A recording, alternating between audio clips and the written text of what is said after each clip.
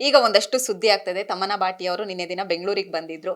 ನಮ್ಮಲ್ಲಿರುವ ನಟಿಯರನ್ನ ಬಿಟ್ಟು ಬೇರೆ ಭಾಷೆ ನಟಿಯರನ್ನ ಕರೆ ತಂದಿರುವಂತದ್ದು. ಅದು ಮೈಸೂರು ಸ್ಯಾಂಡಲ್ ಸೋಪ್ ಫ್ಯಾಕ್ಟರಿಗೆ ಅಂಬಾಸಿಡರ್ ಆಗಿ ನಮ್ಮಲ್ಲಿರುವಂತವ್ರನ್ನೇ ತಗೊಂಡ್ಬಂದೆ ಅಂಬಾಸಿಡರ್ ಮಾಡ್ಬೋದಿತ್ತು ಅನ್ನುವಂತಹ ಮಾತು ಒಂದೆಲ್ಲ ಕಡೆ ಹರಿದಾಡ್ತಾ ಇದೆ. ಏನ್ ಹೇಳ್ತೀರಾ ಅನ್ನುವಂಥದ್ದು? ಈ ಒಪಿನಿಯನ್ ತುಂಬಾ ದಿನದಿಂದ ಇತ್ತು. ಅದು ಅವ್ರಿಗೂ ಕೂಡ ತಲುಪಿರುತ್ತೆ. ಇಷ್ಟೆಲ್ಲ ಆದ್ಮೇಲೆ ಅವ್ರು ಕನ್ಸಿಡರ್ ಮಾಡಿದ್ದಾರೆ ಅಂತಂದ್ರೆ there will be a reason.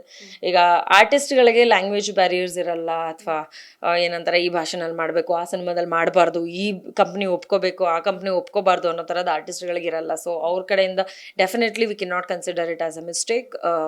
ಇವ್ರಿಗೆ ಅವ್ರನ್ನ ಹಾಕೊಂಡೋದ್ರಿಂದ ಒಂದು ಪಬ್ಲಿಸಿಟಿ ಹೆಚ್ಚಾಗುತ್ತೆ ಅನ್ನೋ ಒಂದು ಐಡಿಯಾ ಇರೋದ್ರಿಂದ ಪ್ರಾಬಬ್ಲಿ ಅವ್ರನ್ನ ಪಿಕ್ ಮಾಡಿರ್ಬೋದು ಅಂತ is what I feel like.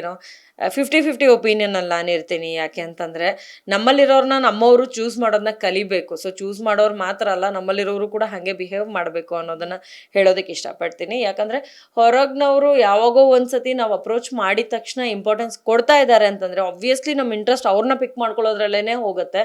ಇದೊಂದನ್ನು ಹೇಳ್ಬೋದು ಅಷ್ಟೇ. It's 50-50 opinion to be. Mistake ಅಂತಾನೂ ಹೇಳಲ್ಲ, ಸರಿ ಅಂತಾನೂ ಹೇಳಲ್ಲ. Thank you so much. Yes ನೋಡಿದ್ರಲ್ಲ ವೀಕ್ಷಕರೇ, ಇದಿಷ್ಟು ತನಿಷಾ ಕುಪ್ಪಂಡ ಅವರ ಮಾತಾಗಿದ್ದು. ಕ್ಯಾಮರಾ ಪರ್ಸನ್ ಮಹೇಶ್ ಜೊತೆ ಐಶ್ವರ್ಯ ಗೌಡ, ಸ್ಪೀಡ್ ನ್ಯೂಸ್ ಕನ್ನಡ, ಬೆಂಗಳೂರು.